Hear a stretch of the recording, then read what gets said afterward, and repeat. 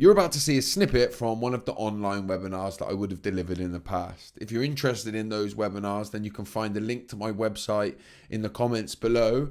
And if you're interested in learning about things like resilience, how to deal with mental and emotional health, things like being a highly sensitive person and the impacts of trauma, then please make sure that you subscribed and you've turned on the notifications so you know each and every time I post a video. How does somebody say no when they need to say no, rather than just keep saying yes, give me more, because that's what we're trained to do? How do we undo that training?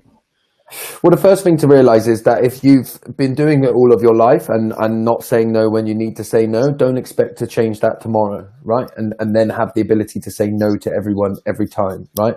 So we need to become consciously aware, firstly, that we're doing it, right? So first point is to become consciously aware. A lot of us are kind of there in some degree to that, yeah? Some of our long-term work around that might be coming to the point of understanding why we can't say no, right? That's to do with boundaries. That's to do with the belief that I need to be something in order for you to accept and like me, right?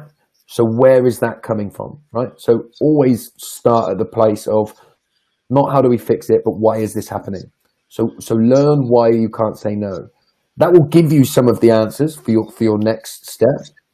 And while you're working on that, because that's a journey in and of itself, while you're working on that, practice saying no in all of your life circumstances and giving alternatives and explanations as to why you're saying no. So, you know, Mark, you've asked me to do something. I don't just say no, right? I can say, no, I can't do that, Mark, this week, but I might be able to do that for you next week, right? That gives us the opportunity then, and we may even caveat that with explaining why we can't do it this week, right? So it's important to, that kind of takes away the like red danger that as a person you'll see with the no.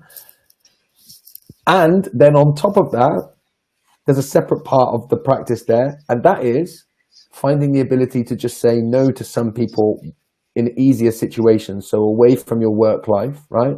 Maybe with your social life, say no and then not giving a reason. And notice how your body feels and notice what your mind does. Notice what your inner dialogue tells you and learn from that, okay? So just to bring it back and to kind of tie that up nicely, don't expect to make that change today and then be able to say no every single time, right? Yep. But become consciously aware and start yourself on that journey of learning.